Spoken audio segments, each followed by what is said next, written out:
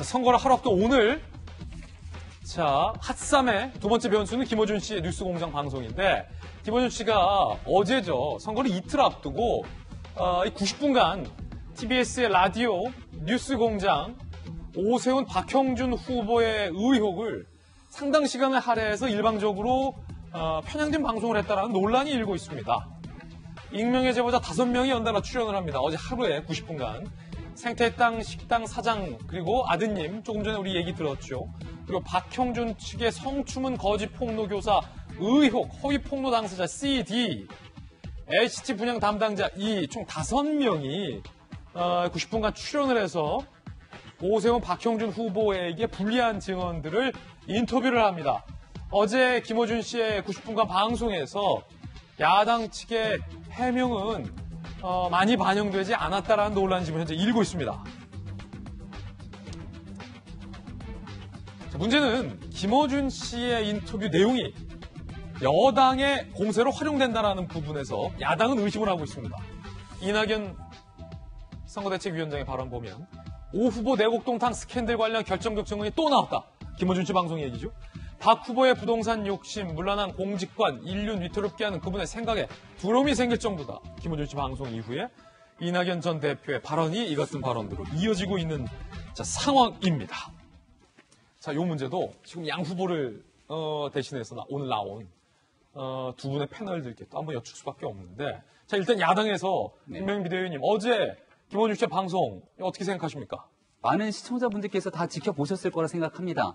선거를 앞두고는 우리가 선거 방송이기 때문에 지금 보시는 것처럼 제가 이만큼 발언하면 우리 박수현 선배께서 또 이만큼 발언할 수 있도록 정당하고 공정한 기준을 두게 됩니다. 저희는 뭐 굉장히 기계적으로 딱 누구든지 막론하고 여기에 대해서 조금이라도 기계적으로 뭔가 균형을 맞추지 않는다면 문제가 될 수 있는 소지가 있기 때문에 아마 TV를 시청하고 계신 많은 분들, 라디오를 들으시거나 하는 많은 애청자, 시청자분들께서도 지켜보시면은 그런 기준적인 룰이 있다는 것을 충분히 느낄 수 있을 겁니다.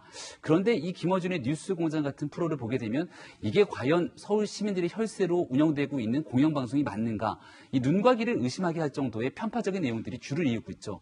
이거 단순하게 김어준 씨가 하고 있는 내용들이 뭔가 마음에 들지 않아서 김어준 씨 문제 있다 이렇게 얘기하고 있는 것이 아니라 선거를 앞두고 보여지고 있는 모든 민낯들이 우리가 TBS, 서울시 산하교통방송 미디어 재단에 관한 이 조례들이 있는데요. 그 조례의 목적 사업에 이런 방식으로 선거에 영향을 미치거나 정치적으로 특정 정당이 편을 들거나 이렇게 막무가내식 아니면 말고식의 의혹 제기를 하라고 방송의 목적이 정해져 있지 않습니다.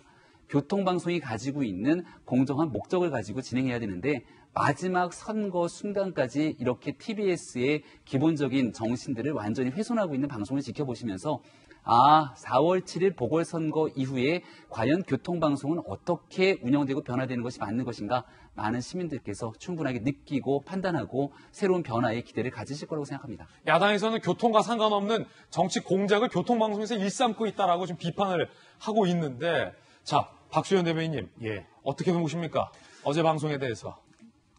한 가지 예를 제가 들어볼게요. 부산에 있는 부산의 유력한 신문, 지역 신문인 국제신문이 박형준 후보의 성추문 교사 조작 의혹을 근거를 가지고 보도를 했어요.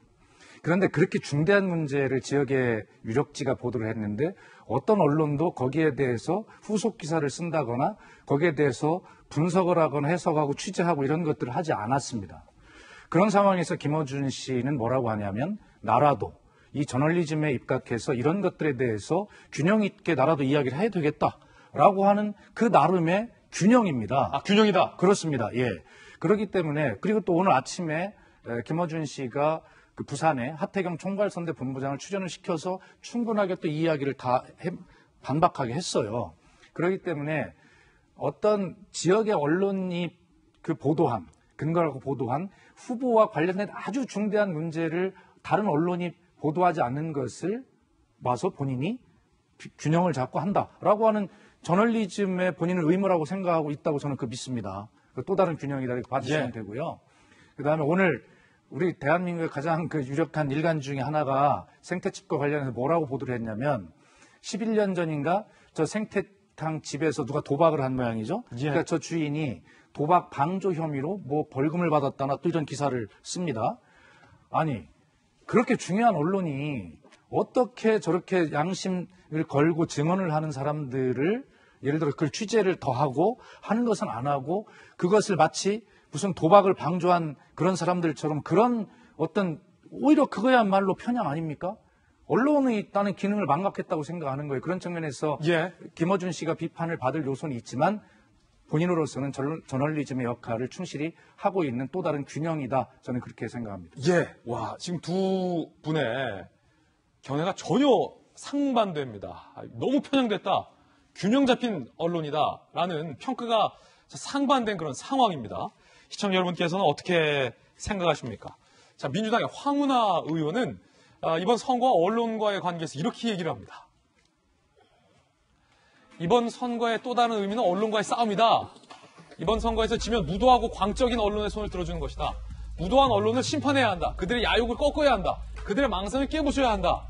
라고 황운하 의원은 이렇게 얘기를 하고 있는데, 자, 이재민 기자, 지금 정치권의 오늘 중요한 변수로서의 하나가 TBS 김어준 뉴스공장 친여 성향의 이 라디오 방송이 편향적이냐 공정하냐의 논란 가운데 황운하 의원은 언론과의 싸움이다라고 얘기를 하는데, 자, 도대체 황 의원께서는 어떤 것에 대해서 이렇게 언론에 대해서 분노를 하고 계신 거죠?